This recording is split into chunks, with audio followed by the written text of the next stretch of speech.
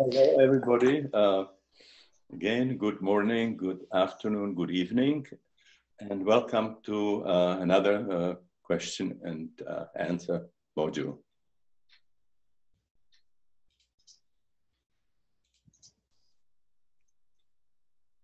So, Sherry, do you have any questions yourself? Yes, we do. We have,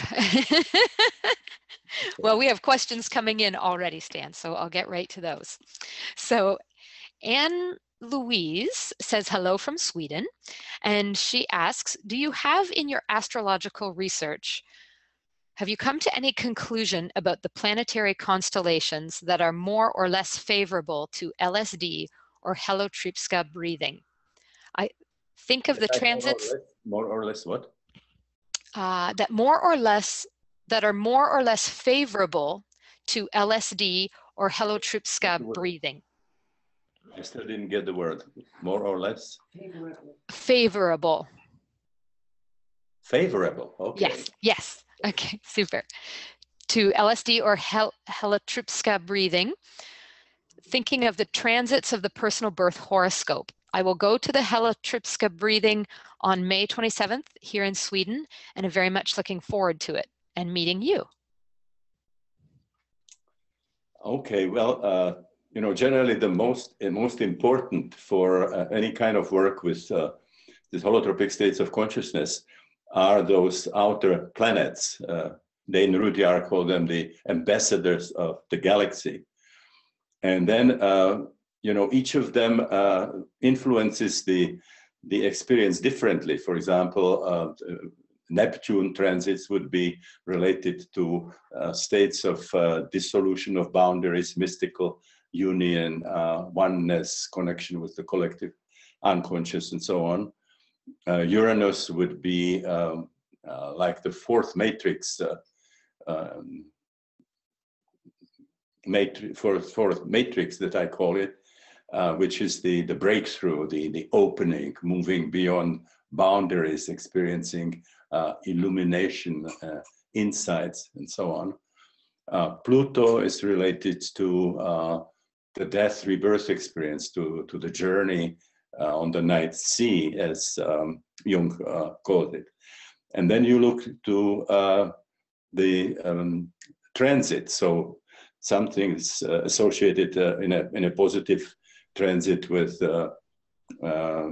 Jupiter or the Sun, Venus, and so on.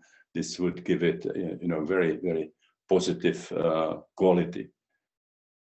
So I don't know if you ask favorable, you know, would you like to talk about the type of experience where it's a dissolution, which is very Neptunian, or the journey, the death rebirth, or the kind of Uranian opening, the Promethean kind of opening, you know, which would be Uranus.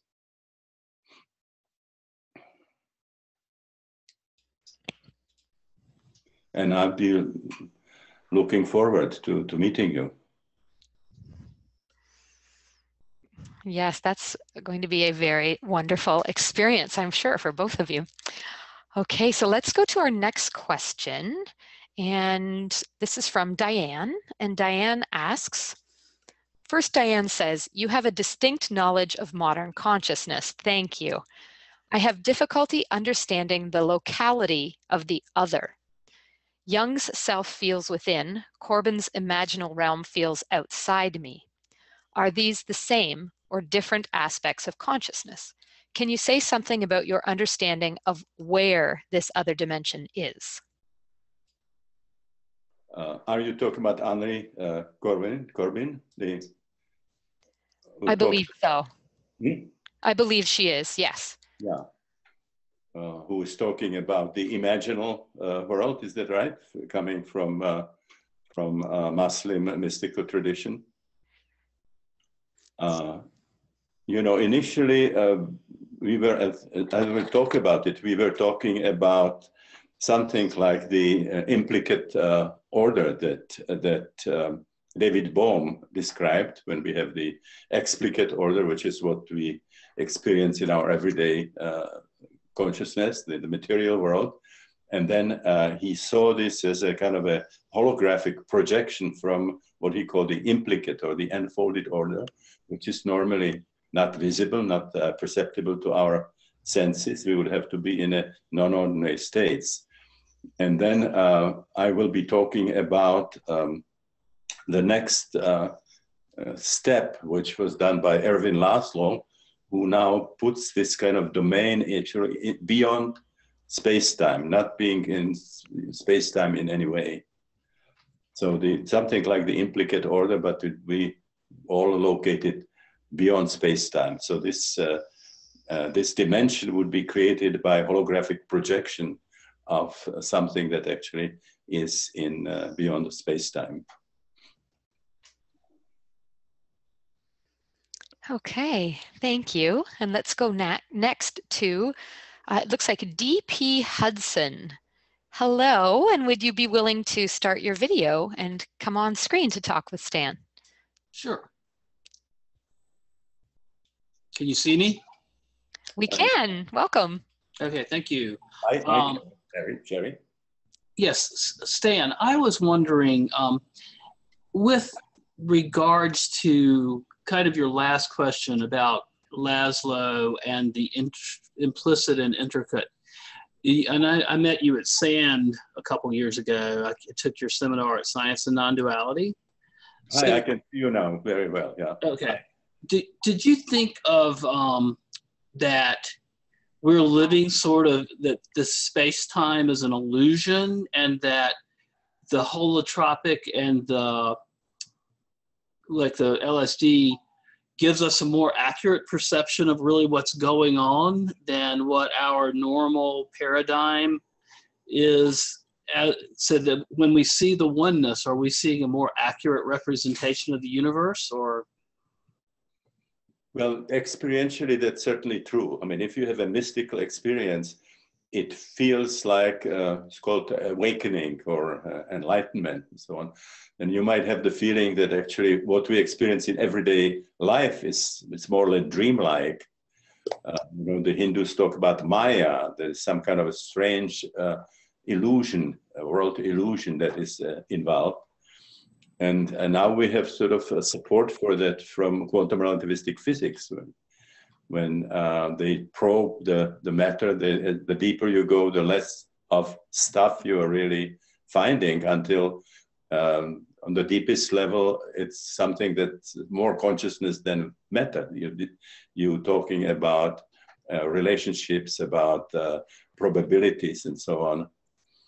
So it's in a sense now confirmed by quantum relativistic physics that there is some kind of a strange illusion which makes us experience the world as being the world of solid objects.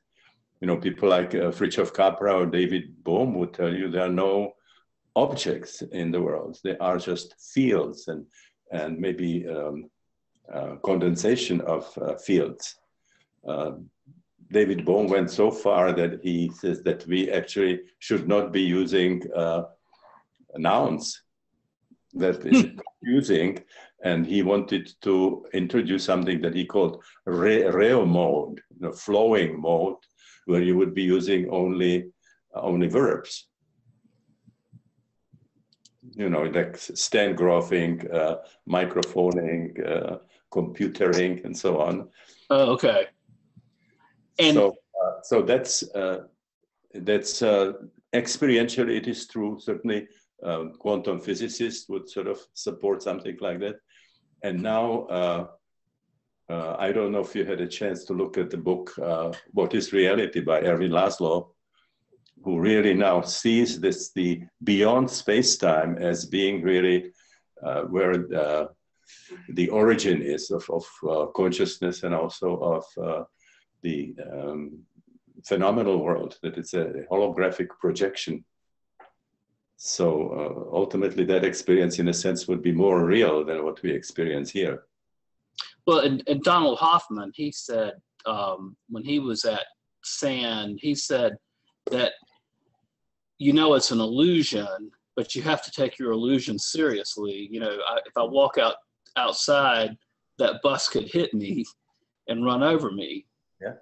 Well, you have that interesting paradox. You know, you have quantum physicists, let's say, working on the linear accelerator, finding out that you know, matter really doesn't exist. But then when the work stops and they are crossing the street, they don't say, well, I am empty and the truck is empty, so I don't have to care. So experiencing the world as real is important for a pragmatic perspective, but it's not really something that stands to, you know, deep philosophical analysis. So we live with a paradox when the world, you know, is real to us, but when we do some philosophical or some scientific exploration, it's not supported.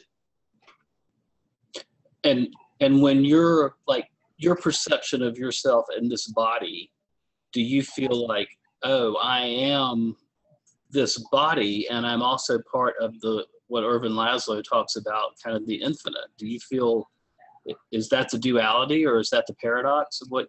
Yes, I have actually written about it, that if you take into consideration the observations and the experiences from holotropic states, that the human nature shows a very strange paradox. It's something like the principle of complementarity, that it makes a lot of sense in our everyday state of consciousness to think about ourselves as Newtonian objects living in a three-dimensional world where time is linear. But when we are experiencing these holotropic states, it's better to think about ourselves as a field of consciousness that is infinite, that has no, you know, no boundaries, that can basically move anywhere in our physical universe and also in other dimensions. So does that mean we'll move to a 5D? You hear about 5D, that we're going to transfer up to that level, or does that? Well, you know, this the superstring theory actually has like 11 dimensions, and if you are in non-ordinary state, you can find sort of experiential validation of that. You can experience different kind of dimensions, different spaces, you know, parallel universes and so on. It's very, very interesting. I had a friend, Charles Muses, who was a brilliant scientist and a great mathematician. And he believed that, you know, you can use mathematics to predict very well things in the material world. You can compute, you know, how bridges should be built or high-rise buildings to be strong enough to last. And you can get a spaceship to the moon. But then if you follow mathematics, at a certain time you get to equations and dimensions that don't have any kind of correlate in the material world. And he believed that at that point, mathematics is mimicking some of the other dimensions that would require a mystical state or non-ordinary state of consciousness to experience it. So that the mathematics that makes sense can mimic things in the material world, but then at a certain point you get to irrational numbers and things that don't have any counterpart in the material world. And he believed that mathematics portrays some of the dimensions that require various non-ordinary states of consciousness. Oh, okay. Thank you very much. That was a really complete question. And I'll see you at Psychedelic Science. Great, in Oakland? Great, yeah. So I'm excited about that. Wonderful. Thank you for the question. And let's go next to one of our written questions that has come in. Marina asks, I'm very excited about my first breathwork session on April 8th, which I have recently learned is also Global Holotropic Breathwork Day. I just wonder if you will also be breathing that day, Stan. we will be, I'm not sure yet. We will be doing certainly something, and we would like to be also in connection with the people all over the world, you know, that will be doing that. But we don't have specific plans yet. Okay, thanks, Stan. And let's go now to Luzia. I hope I said that right. Welcome. Go ahead. Oh, Hi. hello. Yes, I'm Lucia from Austria, and I've seen you last time 9 years ago at the conference in Basel, the Worlds of Consciousness. Psychedelic Forum. Yes, genau. That's right. Those were wonderful conferences, yeah. It was really wonderful. And now, last year, I joined your Future of Psychology readings and then a Psychonaut, and you motivated me to start a facilitator training, which I will begin next Monday in Czech Republic with Tav Sparks, first model. Mm-hmm. And Great. I've already participated in a double breathwork workshop at the Peace Castle in Austria. Mm. And so I have a very important question to you. There are 7 modules to do, 4 mandatory and 3 electable. Mm-hmm. And my question is if you would recognize your lectures, the Future of Psychology and the Psychonaut, for the theoretical part for these modules. You mean if they would be accepted as part of the training? Yeah. Yes, Well, you still would have to have those 7 I would. rules, but if you are you planning to actually become a facilitator? Yes. Yeah, if you are a facilitator, then you have to have more than the basic training, which is the 7 modules and the certification. You have to have some extra time, and that certainly would be accepted as for those extra times. You Okay. would both theoretically, and you would also be asked to join a group and do some more hands-on practice, you know, before you would be doing your own workshops. So people take it as a basic training. We have people who don't intend to become facilitators, but they are, let's say, anthropologists who want to know something about non-ordinary states, because so many native cultures use them for ritual and spiritual work. Mm-hmm. Or there could be artists, or there could be you know, people just interested in the philosophical part of it, but not necessarily wanting to become facilitators. Mm-hmm. No, it's. So I am clinical psychologist and psychotherapist, and I'm trained in cathartic pictures, as imaginary therapy and hypnosis already. And I've written my diploma, my scientific work for psychology on the topic of use of hallucinogenic drugs. Well, so you can, of course, you can use it with your clients, you know, when this is an advantage if you also have a license. Mm-hmm. Because people who just take the training, they can do workshops, but not necessarily work with clients. For that, they have to have the license of their country, you know, that's required to actually work with patients. Yes, I do. So if you already have I that, plan to do that's later. great, yeah. Then you can do both, work with clients and also offer, you know, public workshops or training. And Mm-hmm. So there is a chance that this will be recognized, the courses, the 2 Shift Network courses. Well, welcome, yeah. Okay. I was very excited. So many people actually who experience the breathwork, they get excited about the sitting, and they then want to actually become facilitators. Yeah. So it's very interesting to see that how it is sort of spreading, you know. Yeah. My original training was as a Freudian analyst, and there the statistics was that an average psychoanalyst could see about 80 patients in a lifetime. So you have a different mathematics if we want to improve the world where we live, you know. That's not going to happen in psychoanalysis. we need something where you can use the healing energy of the group as well as the individual self-healing potential. Yeah, it's really a wonderful experience, and it changed a lot in my life, this first workshop. Mhm.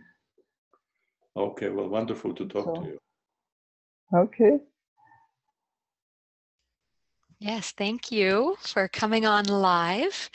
And our next question comes from an anonymous viewer asking, can you speak about any experiences you have witnessed with holotropic breathwork and those with severe and chronic bipolar? Is it a way forward for those suffering this terrible problem? You see, we have had people with the bipolar conditions in the workshop, but we always ask them to keep the whatever they have as stabilizing medication, for example, lithium and so on. We discourage people from discontinuing the medication. Some people, think that when they do inner work that they don't have to have the medication. We had, for example, a situation in Esalen where a man came and he was kind of tired of the psychiatric medication. And we were doing like 8 breathwork sessions in a month, which is, quite a powerful procedure. And so he came and he discontinued lithium without telling us. And it took about 8 days and he began this manic episode. And then he was not interested in doing inner work. He got in the car and went shopping in Carmel and so on. And then, finally had to go back to the medication. So you can do the work, but you have to maintain the particularly in this condition, you have to maintain the medication, the stabilizing meditation.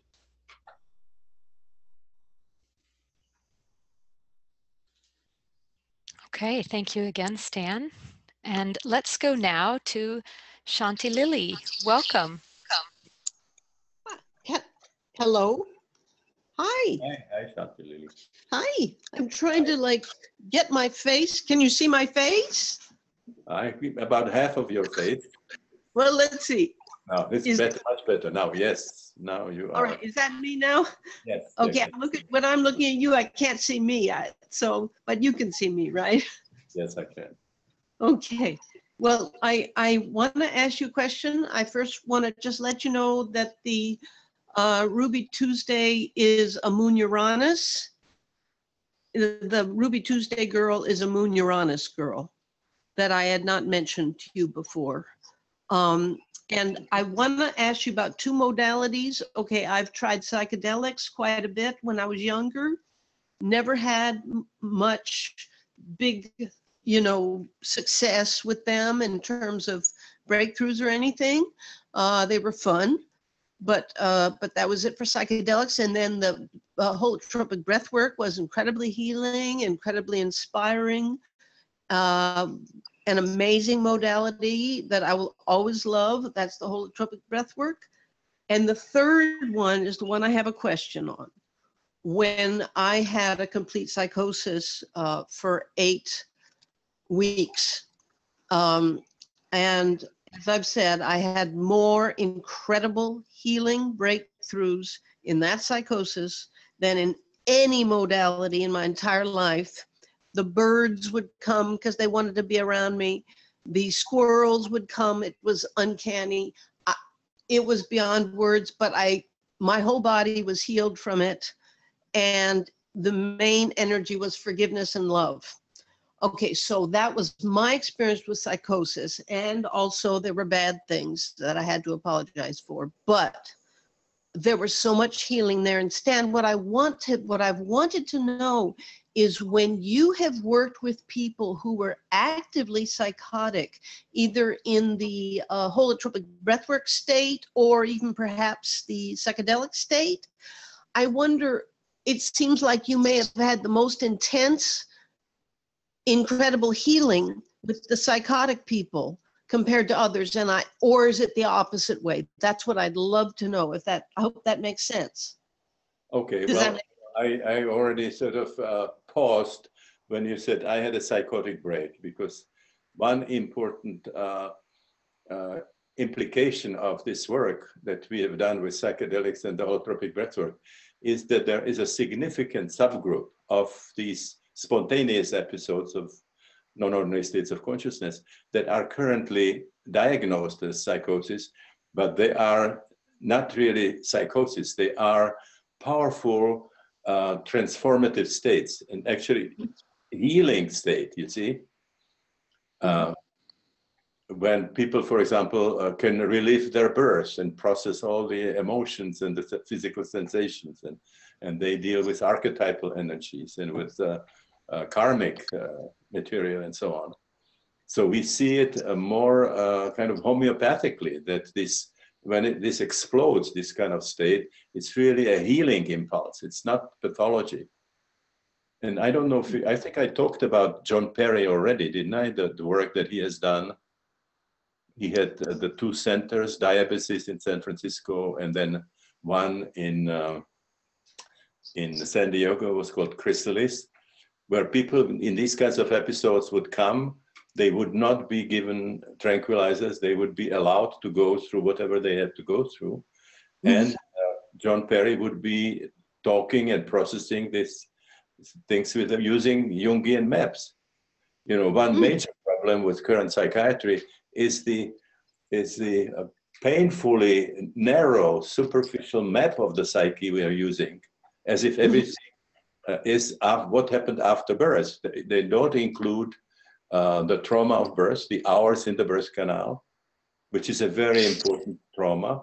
Also, what might happen prenatally,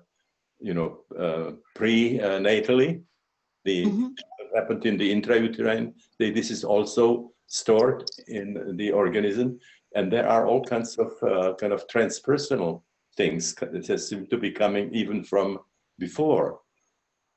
So those are very powerful healing states, and this is the problem of the psychiatrist. It's not the problem of the people who are having these states.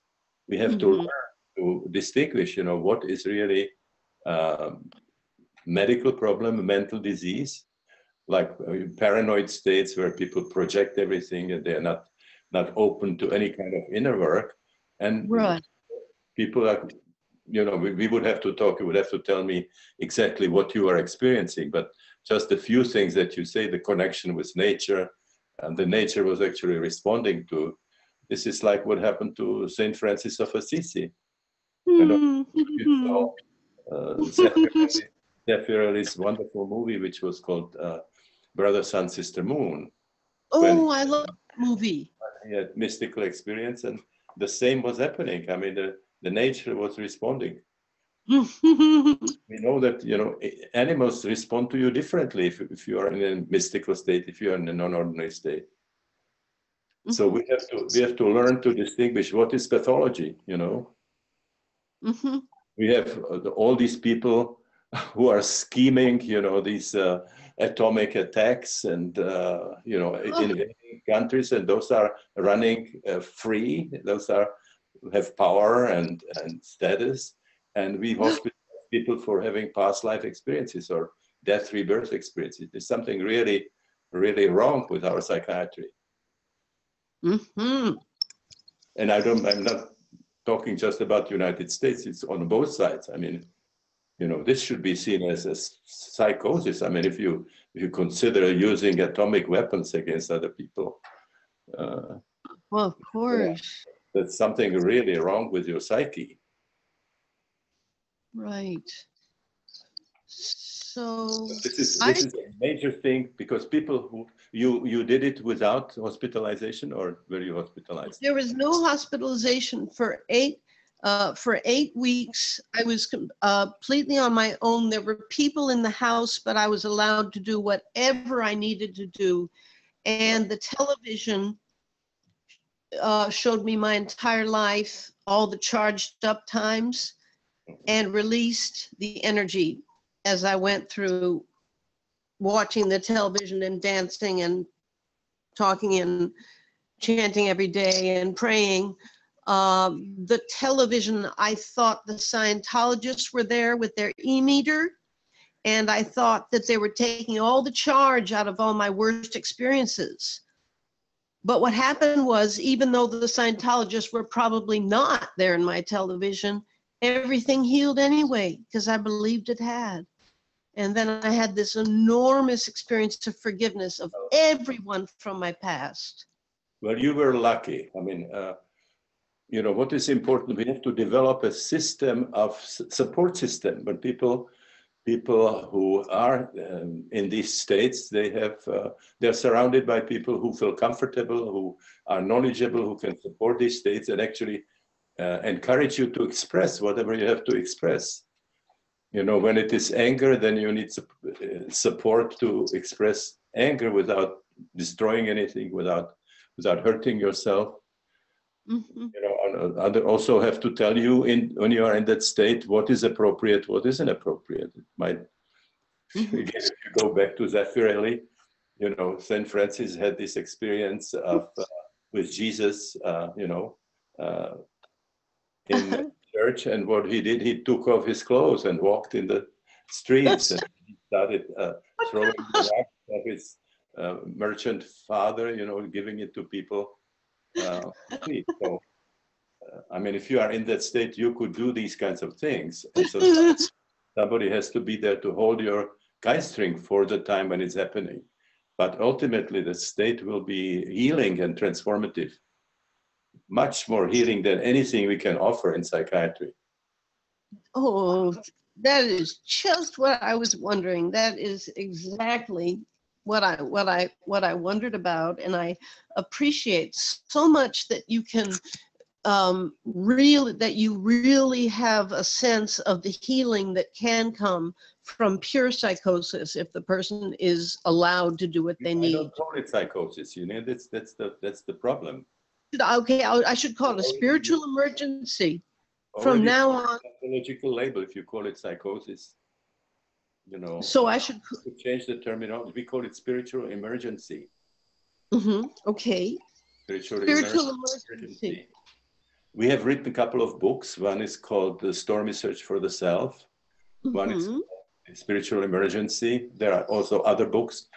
In our books, you would find bibliography and you know, certainly should read John Perry's books. Mm-hmm. One which is called Trials of the Visionary Mind, when just before his death, he summed up his observations from this kind of work. And, you know, we need to change psychiatry. We need to have very different map of the psyche. We have to include the perinatal level, the level of birth, and then the transpersonal level, the Jungian collective unconscious. Because if we don't have it as our cartography, then when people have these experiences, it's seen as, you know, product of some kind of pathological process yet to be discovered by future research. Mm-hmm. When it is the psyche per se, only it's coming from depths that normally we would not experience unless we are in the breath work, or we are in a psychedelic session, or we have spontaneous episode like you had. Mm-hmm. None of it is product of pathology. What pathology can do to you, it can make you confused, can create a delirium that you don't know who you are, where you are, you're confused. You might have amnesia. You know, those are the kinds of things that happen when your brain is damaged in some sense. But these are, they call it functional psychosis, you know. They don't have any organic changes in your brain. Yes, functional, yes. And I would do acrobatics in the backyard. I would do these acrobatics that my body cannot do, usually. Yeah. It's like I had this. Well, thank you for bringing this in. This is a very, very important. God, we have to really change the basic assumptions of psychiatry. We have to change the cartography, how big the psyche is, the dimensions of the psyche. And then we feel more comfortable working with these states. As it currently is, you know, when people have experiences, they are off the map of Western psychiatry. So it's then attributed to a pathological process rather than sort of poor model that we are using in psychiatry, very painfully superficial model of the psyche. Thank you so much, Stan, and thank you, Shanti Lily. And we'll go to our next question. Our next question comes from an anonymous viewer. As a facilitator of ayahuasca journeys for the past several years, I have had a number of women report after a session that they have accessed a previously buried memory of childhood sexual abuse. Is this type of information revealed within the ayahuasca session ever strictly symbolic as opposed to a literal memory? And how can I best support a person in integrating such an experience? Well, you have to be very, very careful. I believe that sexual abuse is more frequent than we think. Actually, there was a time when there was a program which was called Scared Silent about incest in the family. And the 4 American channels decided to air it simultaneously because it was such a problem in the American population. So that's the first thing. The other thing is everything that seems to be sexual abuse is not necessarily. I have worked with people, who experience something like oral rape in childhood. And when I was asking how old, they said very, very small. And then when we continued, it turned out to be a memory of what's called intubation. When almost routinely in many hospitals, they do intubation, which means the newborn baby gets a tube, rubber tube into the respiratory system, and you pull out the material which is there because it could create pneumonia.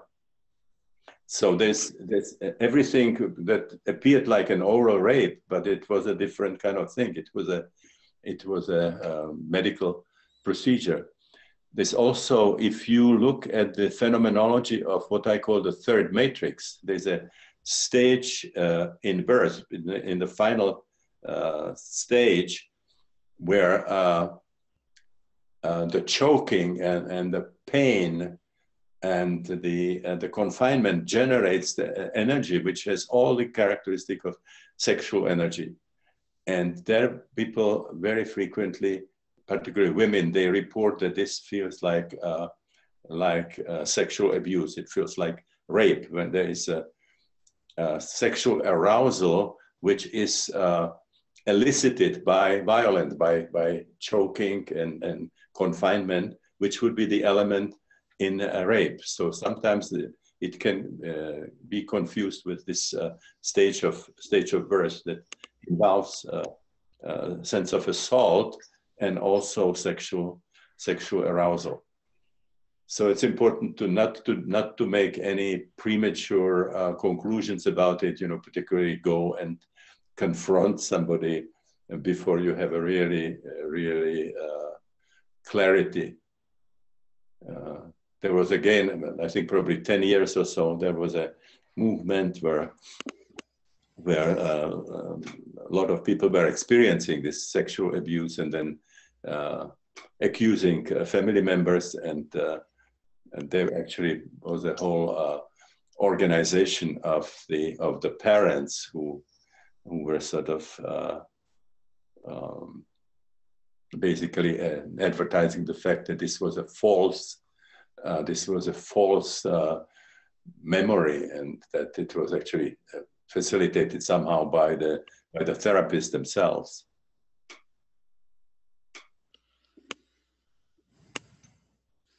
So I think some of it are definitely real. We have had many where we could confirm it, where we got some external validation for it, but also some that seem like they might be abuse, and then if you really continue and with some patients, you find out that it was really something else that simulated that than sexual attack.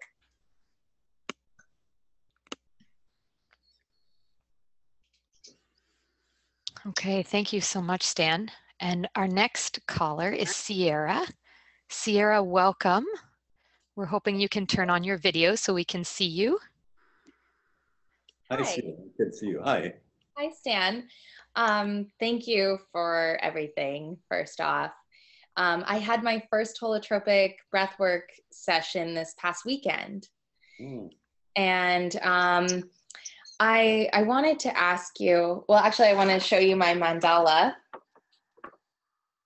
Oh, wow.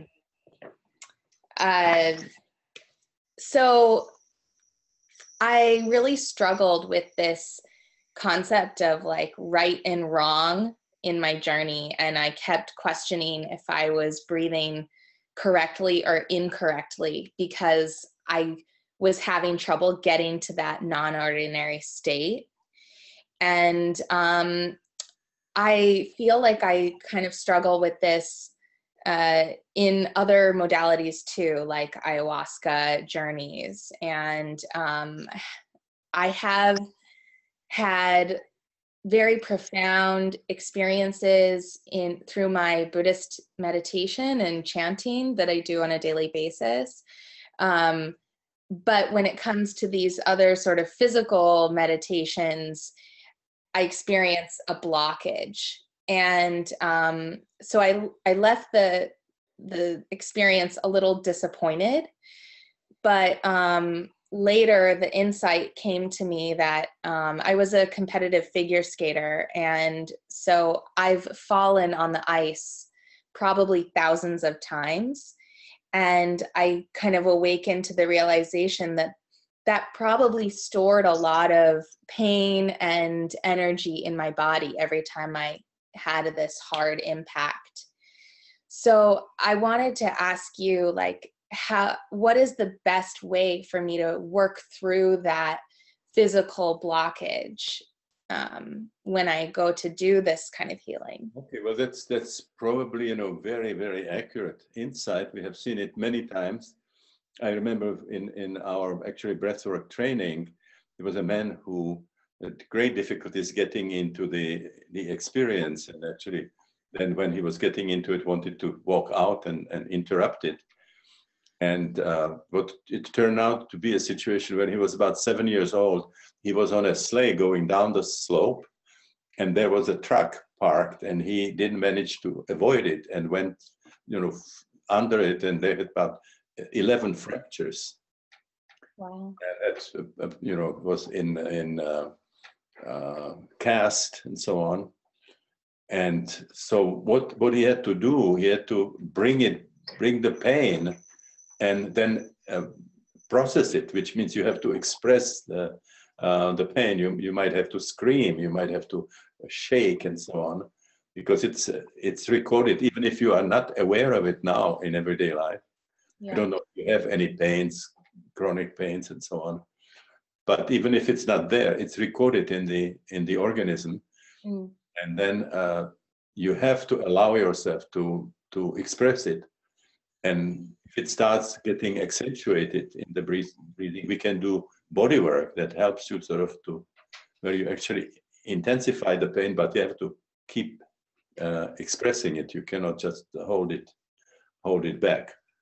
Uh-huh. There are all kinds of other things that can happen. Some people are very much in their head. Yeah. They sort of think about it. And you mentioned some of it. You question whether you're doing it right and so on. There's really not right or wrong. We ask people to start with the faster breathing.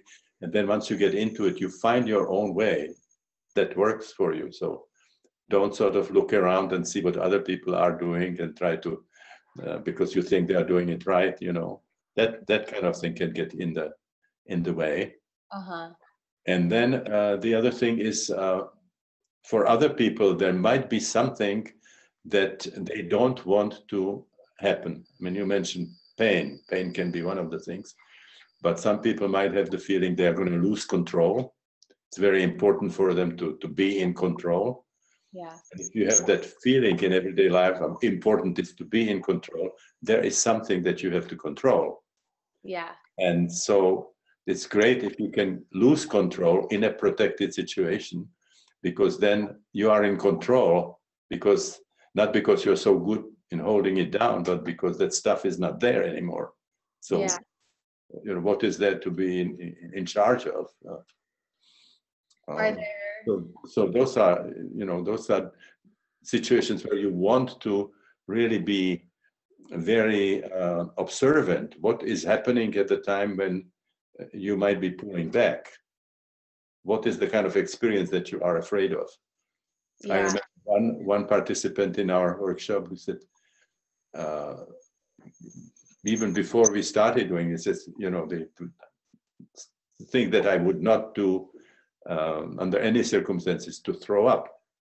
She was living in her life in fear of throwing up, and of course that was where she had to go. You know, so there, if there is a place where it's holding, it's going to be returning you to that place, because there's a self-healing impulse. So it's going to try to make you do or experience what you need to experience.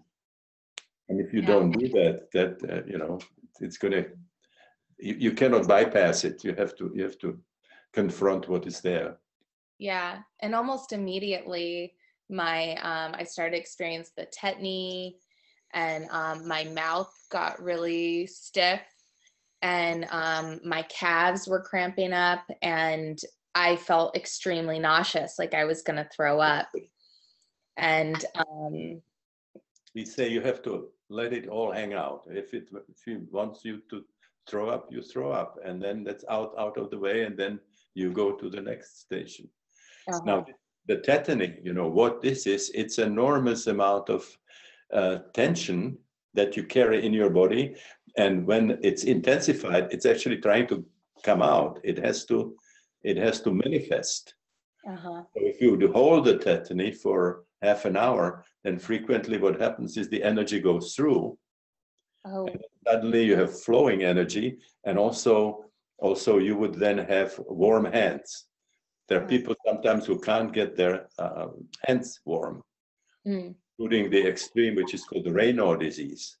But the circulation is really bad. People cannot get their hands warm, and they might even develop skin problems because there is no circulation. And what is behind it is bioenergetic blockage. The areas which are bioenergetically blocked are vasoconstricted. Because the tension of the muscles compresses the capillaries, so the blood is not really flowing through readily. Okay, thank you so much. With whom did you do the holotropic breathwork? Michael Stone, Sonia Tell, and Glenn Garlando. In Portland? No, actually in Los Angeles. So they can. Michael Stone is in yeah. He is. You know, those are excellent people. So they will, if you sit down with them and talk, they will. The next session, they will hopefully help you to get through this. Because you already have some insights about if you had multiple falls, it's recorded somewhere in your body, you know. Yeah, definitely. Stopped hurting, or even if it's fracture, it heals anatomically, but there is always spasm behind it. The pain is still recorded there. It's healed structurally, but it's not healed energetically. That makes a lot of sense. And say hello to them. They're wonderful people. I will. They come to help in the big groups as well, you know. Yeah, they were great. They're very experienced. Yeah. Thank you. Okay, thank you very much. Yeah. Yes, thank you, Sierra. And we'll go to our next written question from Chad. And Chad asks, do you think the practice of holotropic breathwork has a role in removing built-up karmic material from a practitioner's consciousness/being? Also, do you think beings with less stockpiled karmic material are more open to transcendent spiritual experiences induced from holotropic breathwork, psychedelics, or something else? Well, the first one, you know, very definitely you can resolve things that have this form of a past life experience, of a karmic experience. This is very important category of experiences. And I have seen many, you know, powerful healing that happened, both emotional and also physical, where people traced back some chronic pains, for example, to some situation that seemed to be happening in another century, in another country. And when they allowed themselves to process that pain and relive fully that experience, there was a major healing that happened. Or sometimes, you know, fear, phobia, and so on, can be resolved by going not only through the postnatal situation and through the possible perinatal contributions, but the final resolution can come in connection with an experience that feels like a karmic memory, like a memory from a previous lifetime. There was a very, very interesting case. There was a couple, Dennis Kelsey and Joan Grant. She was a psychic, a French psychic, and Kelsey was a British hypnotist, and they worked together. And so when you had a problem, they would come and present the problem, and Dennis would hypnotize you and say, go as far back as you have to go to find when this started. And many of these people would go through some layers, like what I call the COEX system, but they ended up actually at the bottom with a very powerful past life experience. And so they had a patient who was extremely afraid of birds, you know, even small birds, sparrows and so on. And in this procedure, I didn't say about Joan. Joan also, she had the possibility of actually tune into your experience and help you with it. If you would like to read my own story, my own experience with them, I have it in the book, When the Impossible Happens, when I worked with them. And it was a past life experience that seemed to be happening in Tsarist Russia.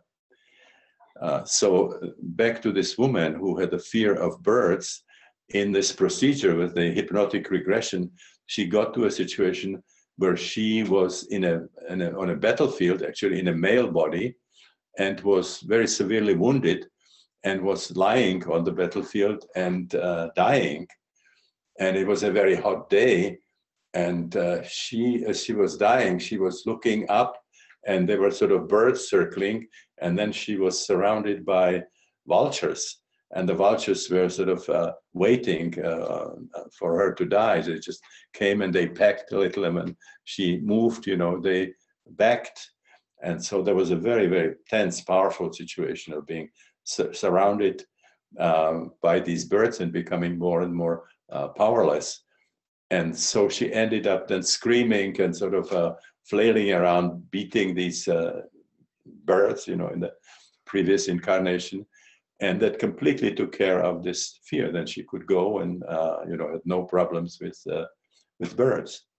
So whether you believe or don't believe in reincarnation, you would be depriving yourself of a very powerful therapeutic mechanism if you would not only allow the clients to go there, but encourage them and support them in going through these experiences. There was another part to your question.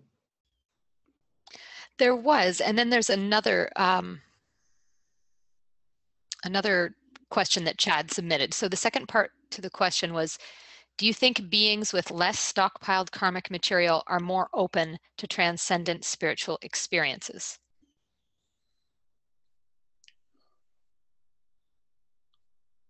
Well, you know, if you have more traumatic material, whether it's postnatal or birth-related, perinatal or prenatal or karmic, you would spend more time dealing with these painful experiences. Statistically, it's not, you know, not absolutely true, because I think we have given now some material showing that the archetypal astrology is extremely important. So if you have very powerful positive transits, you can break through to a very positive experience and not dealing with material. The painful material comes later in the sessions. But by and large, statistically, if you have, you know, a lot of trauma to deal with on all these different levels, you will spend more time dealing with those traumas than having the you know, the sort of positive, rewarding experience. You might wait for it a little more than other people.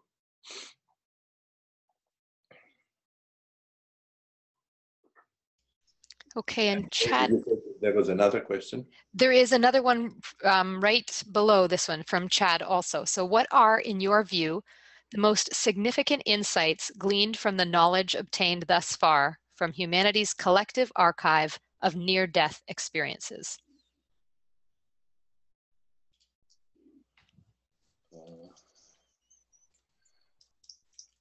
Well, there's a very interesting book by Chris Beige, which is called Dark Night, Early Dawn, where he talks about these experiences.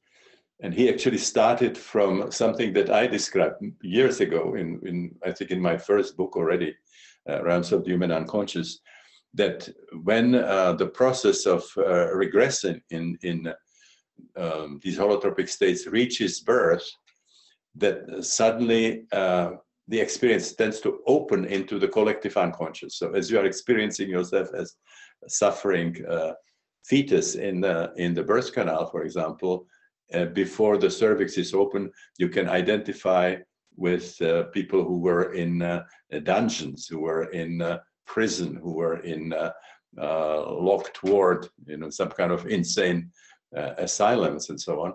And when you get to the what I call the third matrix, there would be images of battles and revolutions and so on. And they would be coming from the collective unconscious. They would not be something that would be coming from your own personal history.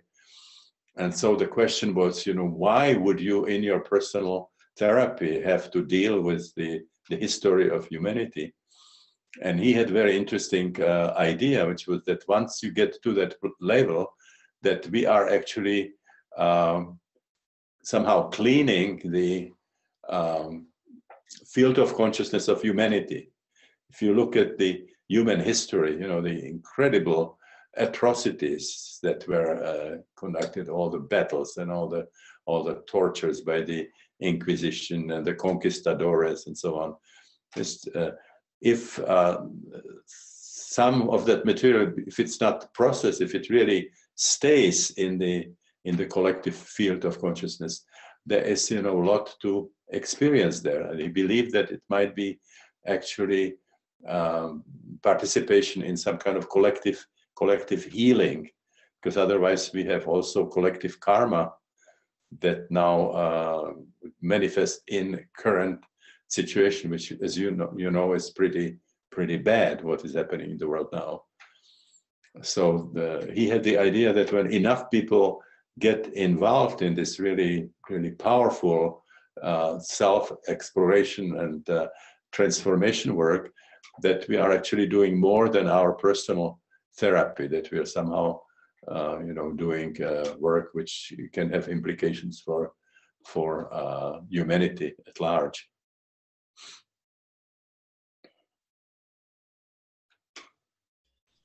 Okay, wonderful. Let's bring someone on video here. We have Giorgio. Giorgio, welcome. Your line is open. Yes.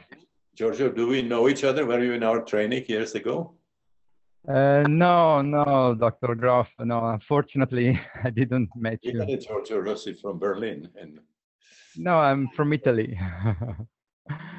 Thank you for this amazing opportunity to interact with you, and thank you for your amazing work. I've read nearly all your books, and really your contribution to evolution, I think, is really fantastic. And I have a question that, first of all, I want to know if you, because it's useful for the question, do you know the Tomatis method, the Tomatis? You seem to be coming too close to the microphone, and it's. Ah, yeah. Sorry. Okay. Yeah, the question is, can you hear me now properly? Yes, there's still some kind of a echo there, but please try try to ask the question and I'll tell you. Change the in this way. Can you hear better? Okay. Can you Yeah. hear? Yeah. Yeah. I changed the microphone. So the question is, if you, do you know the Tomatis method, the Dr. Tomatis method with music methodology of Tomatis? I really have. Did you hear that, Stan? That was, do you know Dr. Matisse method with music? Tomatis. Tomatis? Tomatis? Tomatis, yeah, when they work with the prenatal situation, working with the ears, yeah? Yeah. Yeah, and the question is that I conduct breathwork session, and now I start to experiment the use of Tomatis methodology combined with breathing. I'm just at the beginning, it's just an experiment, group sessions.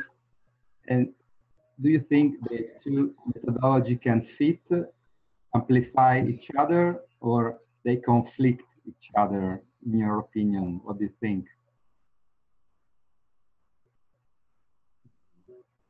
So what exactly, what are you doing with, how do you use his material for that?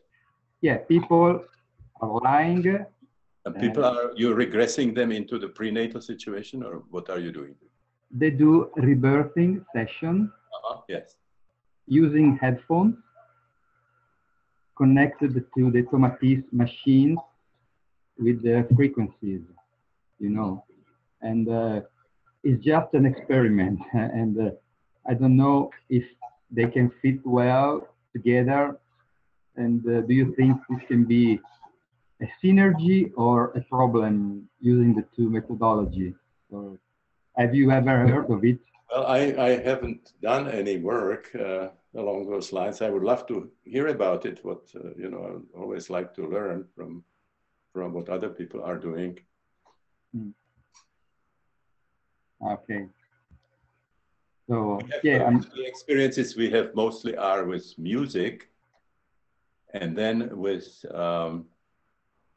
what's called white noise, which is just a stimulation, but there's no pattern. And people in psychedelic sessions, for example, and also in the breathwork, they can create the music just from that amorphous stimulation. You can create your own music that then seems to be perfectly fit, you know, for the type of experience that you have. And the other experiment was more laboratory, which we did, which was called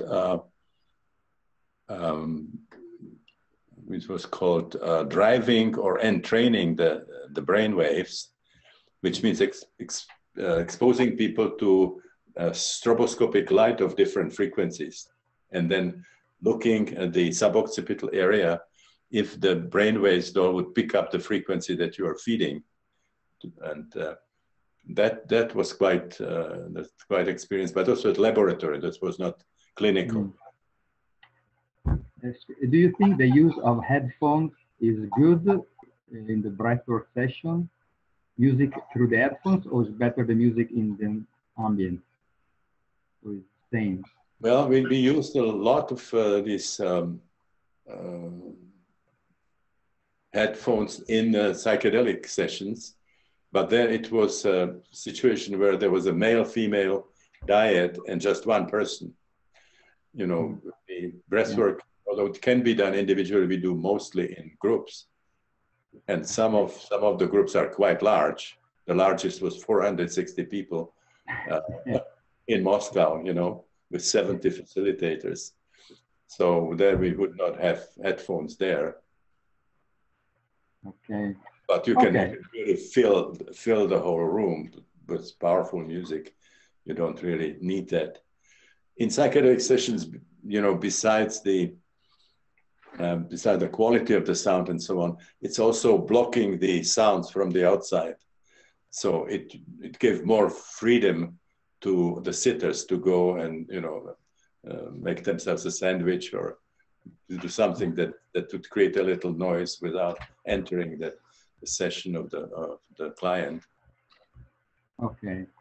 Okay, I will let you know about the Tomatis, how it works. You can reach me on holotropic.com.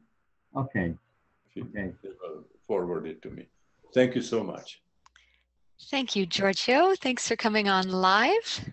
And we'll go next to Ursula. So Ursula asks, in the context of the previous question mentioning vasoconstriction and skin problems, what would inflammation and autoimmune conditions such as scleroderma and rheumatism be related to? What was the first one? Rheumatism and what? Rheumatism and scleroderma. Scleroderma, okay.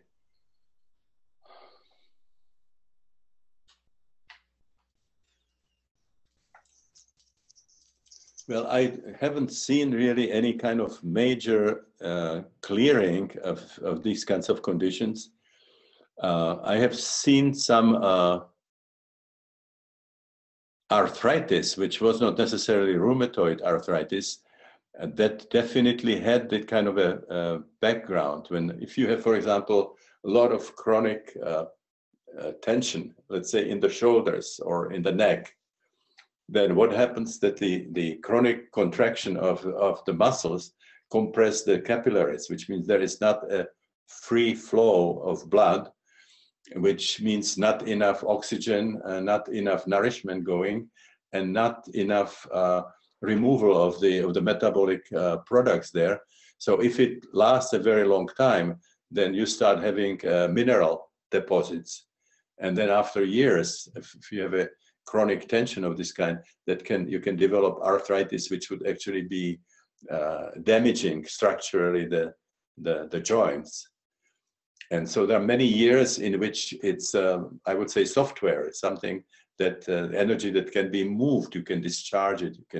You can unblock it, that area, and you can prevent the development of the structural changes. Once the structural changes are there, then the interventions are drastic, including getting a new joint, some really drastic operation.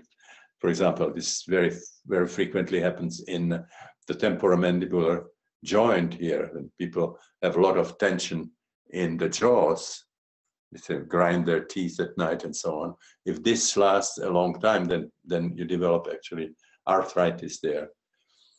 Rheumatoid arthritis is a little different genesis. In many instances, it's an infection like streptococcus infection and so on.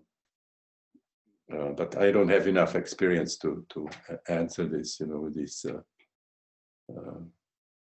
sort of immunological disease. Some people felt who were doing work with this that somehow the autoimmune disease, where the organism attacks itself, actually has behind it some kind of a self-destructive impulses that get translated into these immunological attacks, because there's a psychoimmunology. You have the peptides, neuropeptides, and so on, that connect the immunological system with the psyche. So I don't really have enough material, enough observation in this to answer it. But I have heard these kinds of insight that people were reporting that when they had these kinds of diseases, that they could link it to some kind of a self-destructive or self-rejecting process, psychological, before it becomes the immunological attack.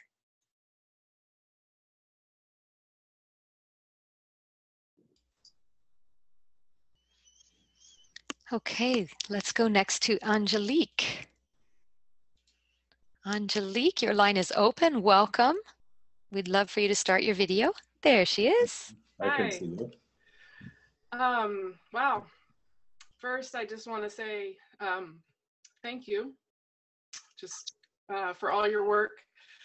I discovered you years ago after reading The Holotropic Mind, and then Christina's book, The Stormy Search for the Self, and I went to CIIS for graduate school as a result. And I worked with the Spiritual Emergence Network while I was there. I actually met you briefly years ago. Now, years later, CIIS had to stop it, yeah, before, when we had our own space there, yeah? Yes, in fact, I met you at the dedication when they moved it to the Minna Street building. So anyway, it's really profound work for me and shaped my professional journey, my personal journey. Now I am not in the Bay Area anymore. I'm in Arkansas. And I'm continuing to do similar work with, working with clients, and occasionally find somebody going through what is, looking to me like an awakening or a spiritual emergence experience, but, they're having struggles with functioning, or, it's a big experience. And if they end up referred to a traditional psychiatrist, often they'll be medicated or hospitalized. I don't have enough of a network here of other, holistic, transpersonal mental health professionals. So I'm struggling. Little, 1 hour a week outpatient therapy is not big enough to help hold their experience. I'm not even sure I have a question exactly, other than just to discuss, this dilemma of, as I'm working to develop more of a network here of other like-minded health professionals, any advice for how I can support these people in their process with the hopes of avoiding, an unnecessary hospitalization or unnecessary, suppressive medication. I used to have some great psychiatrists in San Francisco that could really work artfully, with medicine or homeopathy. Just not having that here, it's harder to help support these clients. Yeah, the major problem in this is that we don't have 24-hour facilities, right, that would not just immediately apply the routine, with suppressive medication and so on. It would be even possibly labeled medical malpractice if you don't, quickly apply the tranquilizers. Right. So we are sort of in a paradigm shift, We have to first get it accepted theoretically, and then there would be real facilities. But in the past, like people like John Perry, who had the Diabasis and the Chrysalis, and there were other centers. Pocket Ranch in Geyserville, north of San Francisco, was doing it for a while. It cost about 1/3 of what it would cost in a psychiatric facility, but no insurance company would pay for that because it's not acceptable treatment, you see. Right.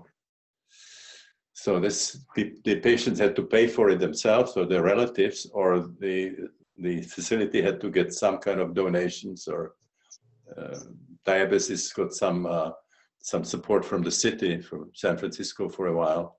But usually they after a while they had to stop.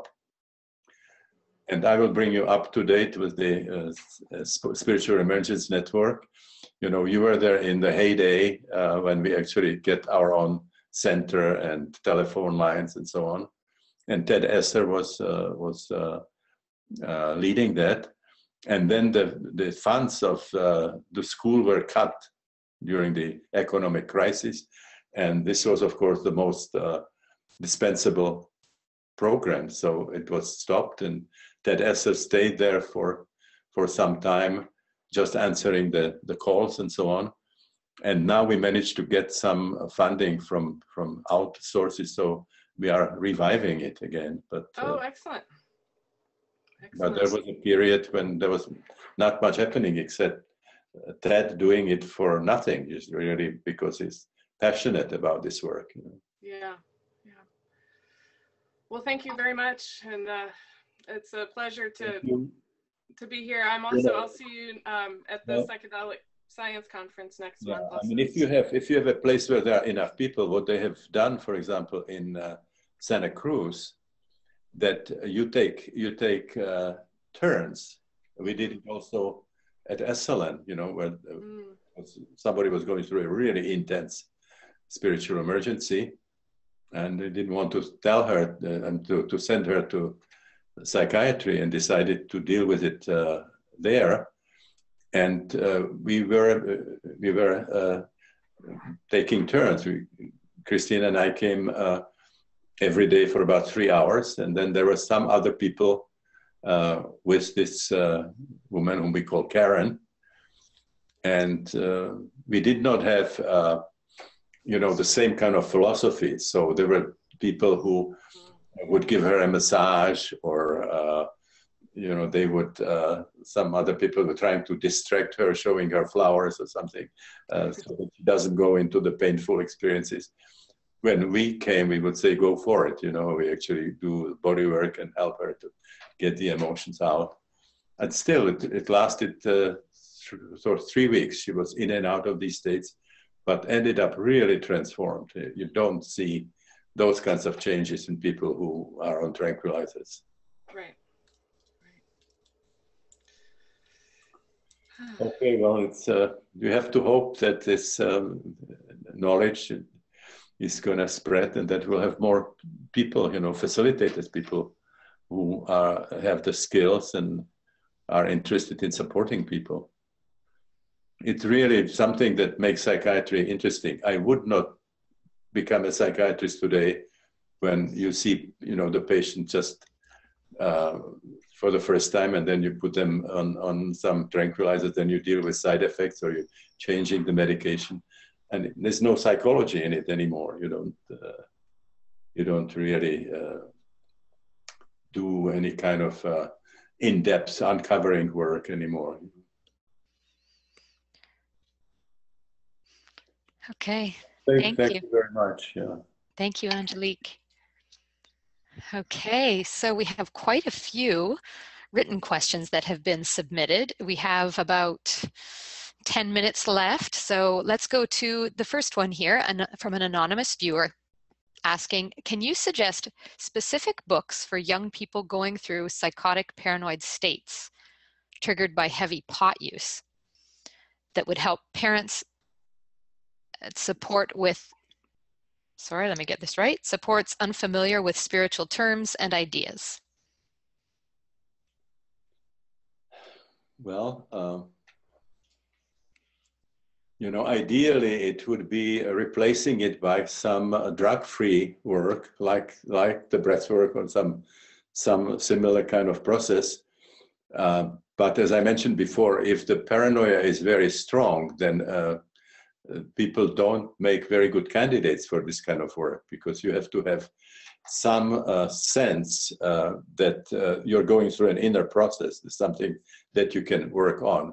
If you project everything, you see it as coming from your neighbors or from the mafia or whatever, you know, whatever you have as part of your projections, then it's very difficult. You have to first break through this, and you have to create a working relationship with the person and bring them to the awareness that what they are going through is part of the inner process. Again, you know, there's probably going to be going all kinds of other things beside the paranoia.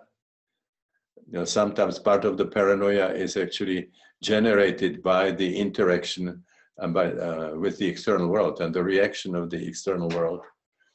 So, you know, when I was working in Prague, and you know, we had frequently patients who were brought by the police, and so they have a lot of mistrust, and we first had to distance ourselves from the system that brought them there before we could really do some kind of psychological work with them. They have to realize that we are not part of that system that you know, brought them into the hospitalized them and so on, and deprived them of their freedom and so on. So you would be able to work only with people where you can really break through this kind of a paranoid barrier and see if it's something that's part of the inner process or if a lot of it was generated by a reaction of relatives and you know, police or whatever the other elements there were.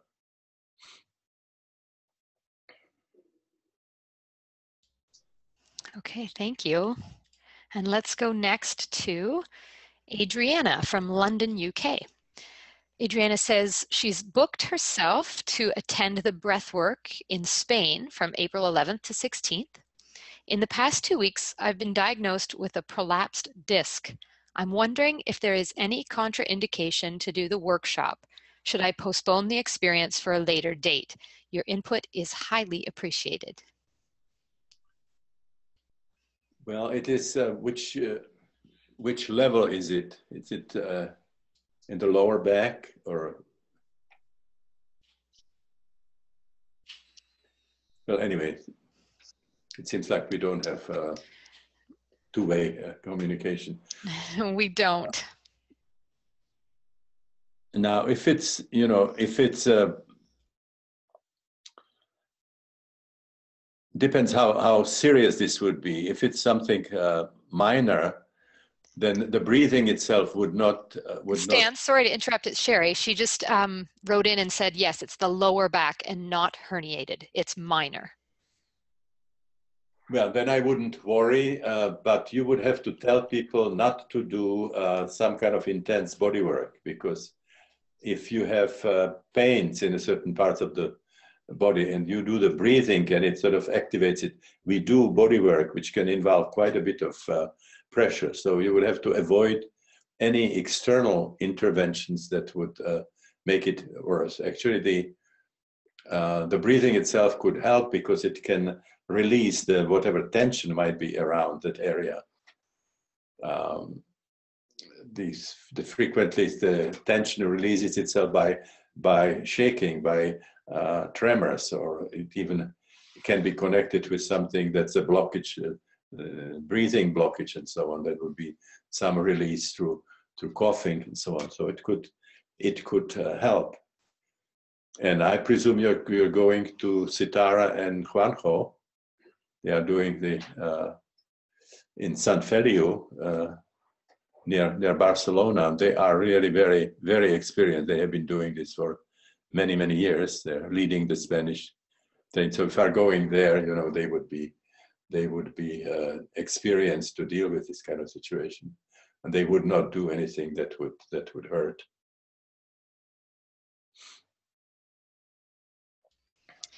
Okay, so this may be our last question just because of time. So an anonymous viewer writes in, it has happened in recent holotropic sessions that each time a different woman would fall in love with me. One of them even interrupted me during a ceremony. It is terribly distracting for me. What can I do? During which ceremony? The final? Okay, and that's not specified, but I'll look towards the bottom to see. In holotropic breathwork, there could be some kind of closing ceremony or in the certification. You know, it's not like Santo Daime or some of the psychedelic procedures that are done as in a ritual way, a ceremony.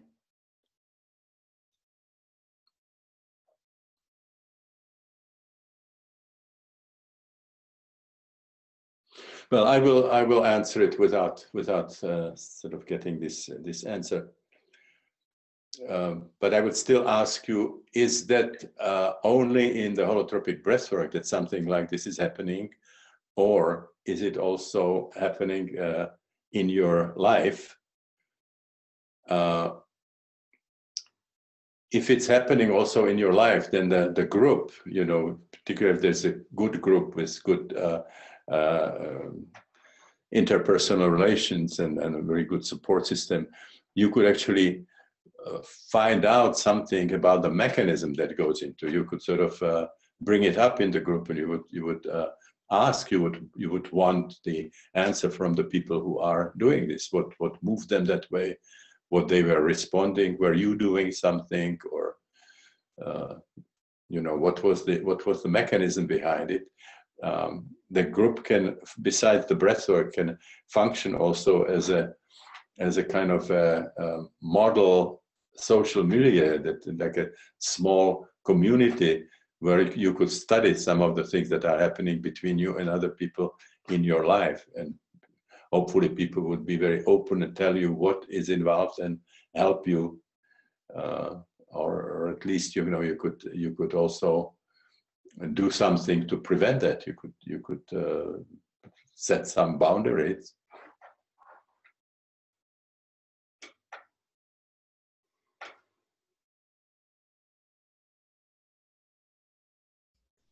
Okay, thank you. Are you getting any response, or? I think that he wrote in, it's happening after mushroom and cacao ceremony. Okay, well, I think we were talking about holotropic breathwork, then this is why I was saying, if it was psychedelic, then you have rituals, you have ceremony. That's very different. So I was talking about, when I talk about the model society and the, you know, how the group could work on it, that might not work with the group that's oriented towards psychedelic, but it should happen. If something like this happens in a holotropic breathwork group, that should be possible to handle it with group work, group interaction, by really being open about what is happening, and you might be able to learn something about that mechanism to prevent it from happening. Now, if it was happening in the mushroom ceremony, I would not know enough about what the other factors were involved to make any kind of statement about it.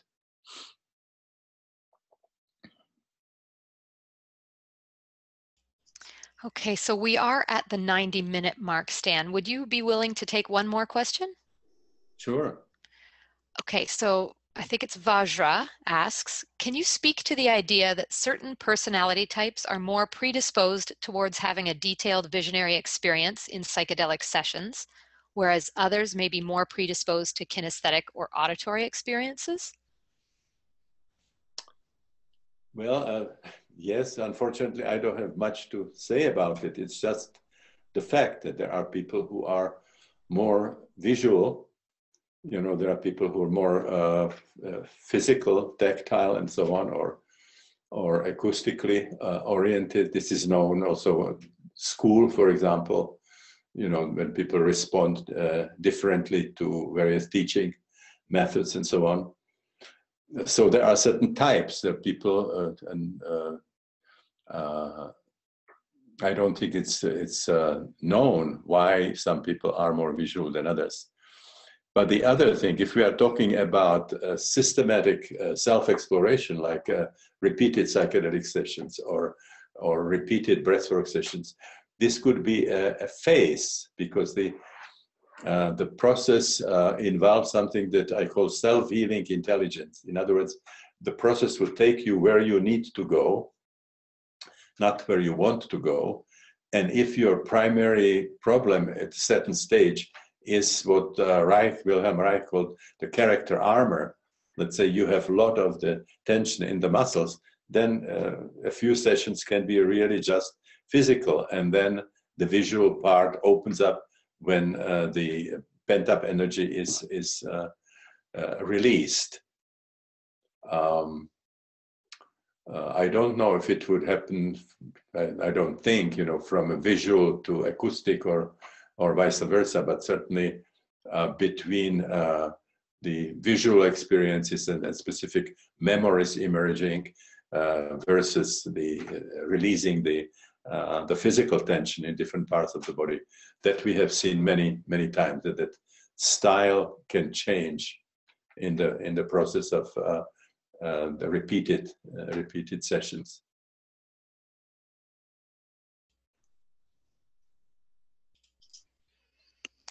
Okay, well, thank you so much, Stan. Do you have anything to say in closing? Wonderful questions today. And I think even if we spend a little more time on them, I think they were very relevant for for many other people, like the problem of spiritual emergency and so on. You know, that's a very, very common problem, and very important, because people get hurt for having spiritual experiences, which shouldn't be happening if we had really correct understanding of the psyche. Yes. They get hurt and others get hurt around them, and yes. So thank you for your wisdom and your knowledge. To hear that somebody was, you know, going through it with support and allowed to go and get the healing potential of that experience, rather than this to be stopped and ending up on maintenance dosages of tranquilizers because of a spiritual experience. And okay. Is there anything else that you'd like to say as we close, Stan?